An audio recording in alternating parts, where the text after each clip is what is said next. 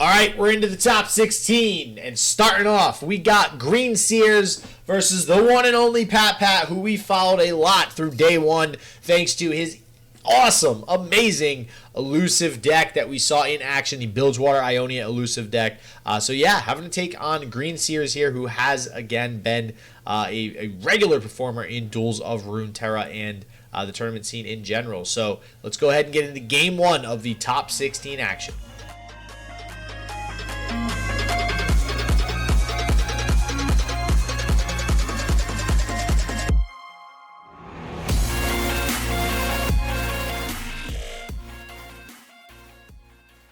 It looks like we are about to get into the game, so let's go ahead and head on over. Game one, we have PatPat versus Greenseers, top 16 of Duels of Runeterra 16. Let's get it going. Do you believe in fate? Shit just works. That's a deep question to start this match off with.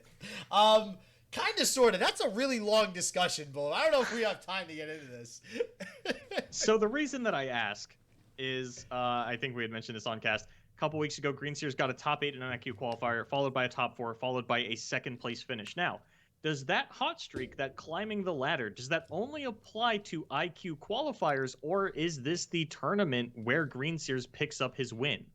That is a good point. I mean, we'll see, because even if Greenseers does pick up a win here, we do have Bruised by God in the other bracket. If Bruised by God is able to win, that means Greenseers would have to go through BBG. So it's not going to be an easy path. And regardless of BBG, this entire bracket is stacked. This is just a stacked bracket today with, let's real quick go through this top cut again. Random 7HS, Sudrakhan, Curious Storm, Guardia, Stolen Conch, Kobe M68, Zeramis, Asher, Zinc, Fly, Papachiba, BBG, Black Boss, Greenseers, and PatPat. There's a lot of big names in there. Yeah. Not as, it's not the most stacked top 16 we've ever seen, but not a cakewalk by any means. Yep. Especially in this newer format that people aren't really experienced in. But, here in the game, Greenseers on the War Mother's call does have, avalanches, withering wails. He came prepared for aggro.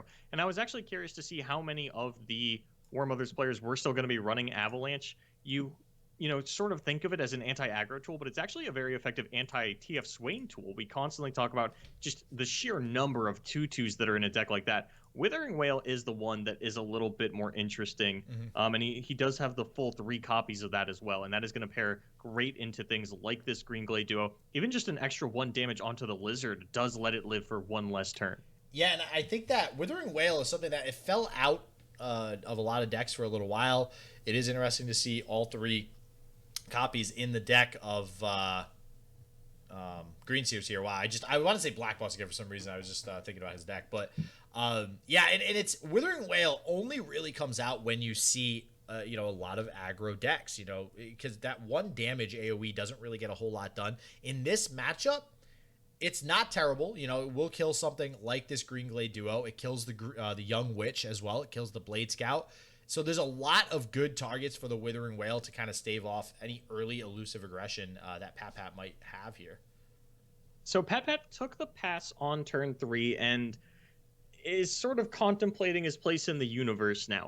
You don't really want to open attack with this, but that's what you're setting yourself up for with that pass. So I was a little surprised not to see something like the Zed or the Shadow Assassin come down last turn, especially given that we don't have any additional units to play. If you had played the Zed and your opponent went for Avalanche, they'd be on, 6 mana still, so really not a big difference. You'd have the Avalanche out, but you'd at least have an attack this turn with the Zap Sprayfin. Instead, we are going to play the Zed, and if there is the Avalanche here, I feel really bad for PatPat. I'm a little surprised by the take of the pass on 3. Yeah, I will say, when we've seen PatPat play in day 1 as well, it was kind of some weird decisions that he decided to make with passing and attacking and not attacking. And I mean, obviously he's going to know the deck, more than most of us, playing it obviously a lot more than anybody else has. But this Vile Feast, this is pretty big. I mean, this is going to eat up one of these Zed attacks. So we are only going to see 3 damage come through unless Greenseers does have something else to go ahead and combat this. But nope, looks like we are going to get the 3 through. And we are really early getting rid of a Green Glade Duo as well, though, and Vile Feast is probably one of the better ways to get rid of that card. Like I said, there are still 3 Withering Wail in the deck as well. So, I mean, Greenseers offered up the pass because he's telling Pat, hey, if you don't want to develop, I'm going to play some ramp. And if you do, maybe I have an answer. And things just really didn't work out for Pat. If you had played the Zed and a Catalyst came out of your opponent, the open attack there would have leveled the Zed. And there's not a whole lot that Greenseers could have done to that other than like throwing a vengeance down onto a Zed, tapping himself out for the turn, still wouldn't have the ramp. Now things just not really working out for Pat. Is going to hang on to 3 spell mana for a while as he does not have a lot in his deck in the way of spells. And he's on 3 Nopify and 2 Deny. Not really going to play super well against Greenseers, who is only playing Vile Feast and Unspeakable Horror in that 3 or less spell slot. And we have that Lounging Lizard. We got 2 of it now in hand, actually. So, but PatPat going for the open attack here is going to be able to get the buff on the Zed. Doesn't want Greenseers to summon anything. And this only going to go ahead and push 6 damage. Going to put Greenseers down to 13. And another Alpha Wild Claw. So now PatPat has to worry about just losing the game outright to Overwhelm. I mean, there's atrocities in this deck too. Yeah. The Alpha Wild Claw seemingly coming out of nowhere, just in terms of, it makes sense. Turn 6 and turn 7 are really awkward for the War Mother's decks. Alpha Wild Claw is a difficult unit to remove. I've been talking a lot lately about things like Minotaur Reckoner, which is a 6 mana 6/6, and just, when Jack the Winner came out, we just praised it as a very difficult to remove unit. Anytime that you're above 3 HP, it's nearly impossible to remove. Now we have 2 Lounging Lizards. That's a lot of damage that we're throwing under the bus that we need to survive the turn, and this still doesn't put us out of atrocity range.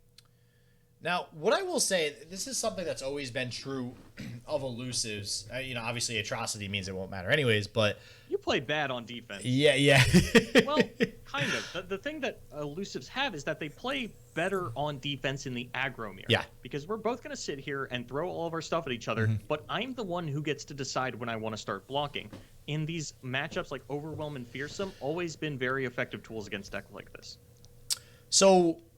an interesting thing with Elusives, and you always have to consider this, yeah, sure, we're throwing the Lounging Lizards under the bus. We do get rid of one of the Alpha Wild Claws.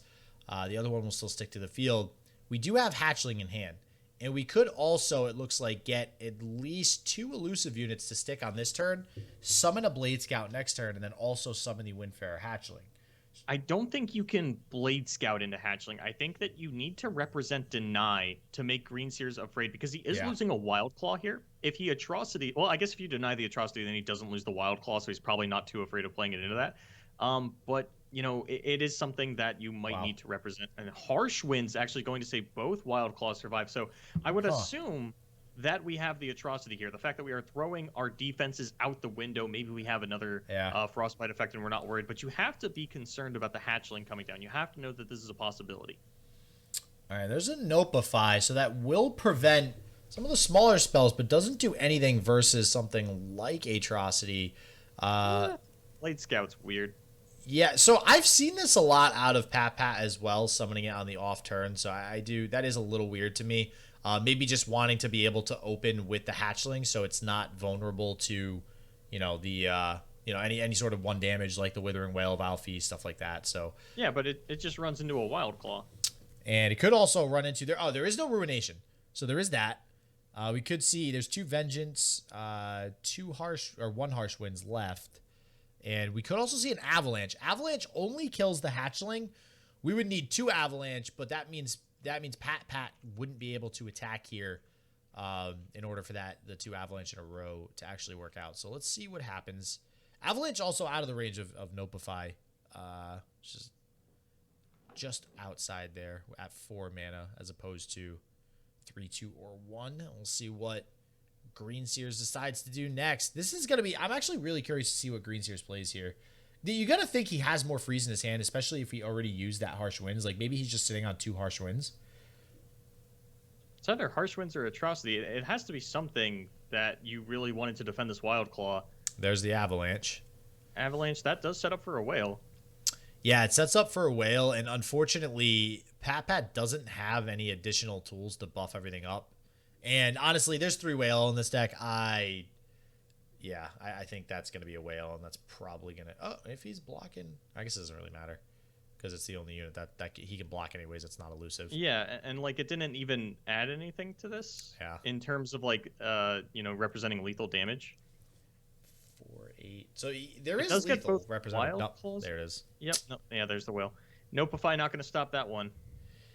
Yeah, unfortunately, just getting the wrong spell there. If we had a deny drawn, that very easily could have been game there if he had a deny drawn with that Zap Spray Fin. But unfortunately, finding the wrong type of deny. And let's see if PatPat can live here. This Wild Claw attacking is just game. PatPat doesn't have anything. Don't think there's... Well, you do have to consider Twin Disciplines. Oh, that is a good point. Wait, Twin? Ladros... Yeah, that does save him. Okay. Oh, yeah. Ladros does make it lethal, though, especially because you have to play the Abyssal Eye in order to have a blocker for it. You can't even go for something like the Zap Spray Fin in order to try to find the Twin Disciplines and live. Not that it would matter at this point anyway. The Ladros does take you out of range of that. The most you get, even you find it, that's going to put you at 5 HP. That's still lethal. Yeah, that's so unfortunate. We actually did get it, but that Ladro is going to seal the deal there for Greenseers. And PatPat going down quick. Unfortunately, in that first game, Greenseers is going to go up 1-0. And we'll see if PatPat can make this turnaround here and actually make it to the top 8 over Greenseers. Let's check out these side decks. Let's see if this gets any better for PatPat, because we do talk about how he's got some cool sort of text that he can have in Ionia for his side deck. I'm trying to remember, because Will of Ionia is sort of the big one that comes to mind as a great Ionia side deck tool, because, ever since the nerf to its cost, there are matchups where it's still very good. I don't know that War Mothers is necessarily one of them, but he doesn't even have it in there. He's got another Deny. He's got the Concussive Palm, some Solitary Monks. I actually think the Monks will come in. These Nopifies might even come out. I have to check Greenseers' side deck as well to see if there's anything in there that we really want to hang on to it for. Yeah, Greenseer... I'm actually... No. Gosh. Yeah, I don't know why this is like this. The way that Greenseers gave his side deck. Yeah, I'm having a little bit of trouble here. Paste this elsewhere and then follow this image link. Wait, there we go. Okay, we did it. Oh, he's got... All right, so 3's Kindly Tavern Keeper. Also more Freeze and Grasp the Undying. There's plenty in here. And the box. Yeah, there's plenty of options here for Greenseers to counter this deck. I mean, that was probably PatPat's best option of getting a win or best chance. And honestly, the 3 Withering Whale kills it. Like, 3 Withering Whale is so good into PatPat's deck. It's really unfortunate that PatPat got matched with Greenseers here in the top 16. Yeah. So I guess one of the questions is, do you take out these Nopifies? You can only hit Vile Feast Unspeakable Horror, which you do have a fair amount of 1-health units, but I don't know if you're actually going to find yourself in situations where that comes up. Yeah, that is a good point. I mean, because honestly, you're more worried about Withering Whale, right? I mean, you're never gonna... I don't know. That's tough, because you might just need to go all in early and not play around Withering Whale. Because at this point, I don't think you can play around Withering Whale with this deck. So you might actually want to Nopify a Vile Feast or Unspeakable Horror just to save something like a Green Glade Duo early to push damage. I guess the question is more, can you afford to take the tempo loss? Like, are you even going to have 2 mana available to you when you're pushing for these early Green Glade Duos? Or are you going to be playing on curve to try and get the damage higher? Because last game we saw Pat skip that turn 3, and it looks like it did play against him in a big way. Yeah, I will say a lot of the time, I mentioned this last game too, a lot of the times we've seen PatPat play this deck, there's been some questionable turns as far as him deciding to attack or not develop, or not just go really, really aggressive. Because, I mean, this deck wants to play aggressive, right? Like, you want to just be pushing as much damage as possible. And sometimes that's not what PatPat decides to do. I mean, you do play these higher... Like, look at this hand. Yeah. You've got 2 5-cost elusives in here. The Abyssal Eye does give you the ability to play the long game. Just, you're not going to out-long game the War Mothers. Does War Mothers even keep that card in this matchup? I would assume not. Does War Mothers keep what card? War Mothers. Oh, does what? I was like, wait, what are we talking about? No. You don't even need that. You literally just need removal, and you will out-removal anything that PatPat is able to develop 100% of the time. I actually closed his side deck, but I would assume he's got Revitalizing Aurora in there. That is something that we see in a lot of side decks, a lot of players transitioning into TLC. And here we go. Gonna get seemingly 1 damage. We'll see if the Wording Stone blocks, or we get a Vile Feast or an Unspeakable Horror here. And this actually, getting a Vile Feast or Unspeakable Horror out on this Navori Blade Scout is probably good for PatPat, just getting 1 out of the hand of Greenseers, but I think it's a pretty free block with the Wording Stone, unless you're trying to set up an Avalanche. Yeah, and I agree. I mean, there's nothing really that's going to threaten.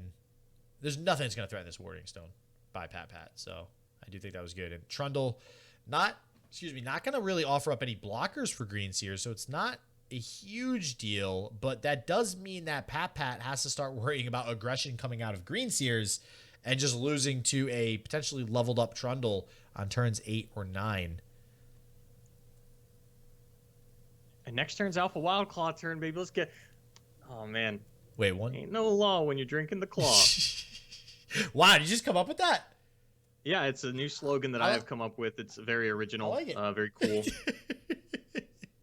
Oh, wait, no. Are you... is that some stupid White Claw phrase? It absolutely is. Jesus, that's stinking. I thought you were joking. I didn't think that you were serious. No, it just like took a second to register in my brain. The basic white girl drink of the century, good old White Claw. Wouldn't be a fun fact about me: if I could snort pumpkin spice, I would. It's that time of year. It's that time of year. The problem that I run into is I don't drink coffee, so I can't enjoy like pumpkin spice lattes. I have to like find it elsewhere. This is a massive ice quake, though, and you can save 1 unit, and I do think that saving the Abyssal Eye is probably your best bet at sort of, staying in this game, because you need more units to build into this Windfarer Hatchling turn. The problem is that the Abyssal Eye is not going to actually get to hit this turn, because we are going to see the attack reduction from this as well, and I think that's why he's considering this. Can I actually save this Abyssal Eye for a later turn? It's not going to get any value right here, right now. But I do think you need to maintain some of these healthier elusives so that if your opponent does draw an Avalanche, you can still have a decent hatchling board. Yeah, it does feel a little bit bad having to use that Twin Disciplines there. And honestly, that Ice Quake, I mean, that's not main decked, and that's not side decked. That was a Trundle's Ice Quake. He had a second Trundle in hand. And that's got to feel bad on the side of PatPat, because not only is there removal on removal on removal in this deck, your opponent also happened to draw the second copying of the champion, which also happens to have a champion spell that is removal. God, that feels really bad, and that's going to be really hard for PatPat to come back from here unless we're able to develop some sort of big Windfarer Hatchling turn that does not fall, to something like a Withering Whale or a Grasp. You are playing one of the most uninteractive aggro decks in the game, and your opponent is at 20 on turn 7. Yep. Yeah, that's accurate. But that's where Windfarer Hatchling comes in. If Greenseers doesn't have an answer here, and he would need pretty much Vengeance or Grasp of the Undying, but we still even have this Twin Disciplines that we got off the Zap Sprayfin, this is 13 damage being pushed through by PatPat. Yeah, this is going to be good, and likely, depending on where something like a Vengeance comes... Ooh, that is going to make the Abyssal Eye vulnerable, though. So we'll see how that's going to come into play on the following attack turn from Greenseers. But yeah, if the Vengeance does come out, I'm curious to see if it comes out on the Windfarer or the Abyssal Eye. Oh, it looks like we're just going to see a Harsh Winds. All right, so only 4 damage being pushed, and that means that this vulnerable will come into play next turn, as we are going to be able to get rid of this Abyssal Eye. Now, the question is, are we playing the Twin Disciplines on the Abyssal Eye to not only push 3 damage, but get the draw off it? I think the answer is yes. I think the answer is no. And I think players do this a lot with Pale Cascade as well. What card do you want to draw that's more valuable than this Twin Disciplines? This is your protection to keep your board alive for your next Windfarer Hatchling. Yeah, and I guess if you're not pushing for game or lethal in like the next turn or two, it's probably not worth the additional 3 damage. It just stinks. It's almost like a bait, right? Like the Abyssal Eye has vulnerable, so you're like, I gotta get value out of this while I can, and it just feels like you kind of have to play it. But yeah, I do understand keeping it to save some sort of possible, elusive OTK on a following turn. Looks like we are gonna go ahead and play it on the Abyssal Eye though, so we'll see what draw we get from PatPat here. I think Deny is the only card I would think of that might be better. Yeah. And even then, it's a little bit iffy. Because as you had mentioned, there are no Ruinations in this list, so maybe we can get it onto a good Vengeance. And is this just going to be a flash freeze? No, he's throwing out. What it two could spells be. are we landing? Is this just like 2 Vile Feast type effects onto the Windfarer? Oh, It looks like that will be the case. All right. Well, still getting the draw at least off of the Abyssal Eye. So there is that. And I mean, maybe that's it though. Maybe we do need to just kind of high roll into drawing a deny, right? We just hope that our opponent only has, 1 or 2 options. We're able to deny one of them. And wow, okay, Ladros though. Now there's a clock, and we have a Trundle, a wild Trundle on the field with Overwhelm. Yeah, I'm looking at a question of, is this lethal? Because you have to play a Fearsome Blocker here. Yeah. Or you just die to this Ladros. So we are going to get down the Zed, but depending on how big this Trundle gets up to, no, I don't think it can get big enough. The biggest it could get is 11. Yeah, that's not going to be enough. And yeah, with this Fearsome Blocker represented, we are actually just going to, instead of pulling anything to the side, we are just going to take out the Abyssal Eye. And what is the hover? Okay, yeah, it's 8. It's exact lethal, so we do need to put a blocker underneath it. Looks like we're sacrificing the Zed to the gods here. And this is not looking good for PatPat, unfortunately. So, Wave Rider into, let's see. 1. If we play as greedy 2. as possible and we get down the Blade Scout and the Inspiring Mentor, we are representing 4, 6, 10, 14, 15 elusive damage, so still not even lethal. So close. Yeah, and I don't think with this Trundle having Overwhelm, I don't think there's a way that PatPat can win. Because I also don't think that with the next draw, there's a way that PatPat can prevent the damage from this Trundle coming through. Oh, no, I mapped this out super wrong. Did I not count the hatchling? I think I didn't count the hatchling. 6 to... Oh, no, yeah, you didn't. Yeah, this is 18. Yeah. So... There's got to be some kind of answer out of Green, even if it's like an atrocity to end the game. Oh, Avalanche. Yeah, just all you need to do is take out one of those units, and it's not going to be enough, just a little bit shy. 6, 10... Yeah, and even if you played the Mentor still would have... That's, I think, how you got 15. The Mentor would have been 15 this turn. Yeah, the Mentor is what I was counting, but Yeah. I still ignored the Windfarer, so we were representing lethal, but now, yeah, I mean, you can take out this Pillar, you can push all the damage. I don't think it really matters either way. There's no rally type effects in this deck, and even if there were, it'd either be one that requires you to have the attack token anyway, or one that requires you to have the attack token anyway, because there's no damage in this deck. You're going to need to plunder for the Citrus Courier. So, I mean, you could take out the Pillar. It does at least make it so that you have an effective blocker for this Commander Ladros, but the Trundle is still just going to take the game. And there's an Alpha Wildclaw. Yeah, that is PatPat falling out of the top 16 pretty quickly here. Yeah, unfortunate for PatPat, really. I mean, obviously, I personally have been really excited to see PatPat play today. And I definitely give him credit for bringing a deck like that and making it to the top 16. So good job, PatPat. But unfortunately, losing there to Greenseers, who is no stranger to the top cut for Duels of Runeterra. All right, I'm not going to lie. It feels kind of bad to have PatPat out of the tournament after the top 16. Definitely wanted to see this elusive deck go a little bit further. But it does still give me hope for this current meta that we're in, for this elusive deck to do this well. So hopefully we'll see some elusive decks in the future. But until next time, everybody stay healthy, stay positive. I hope shit just works for you, and peace out.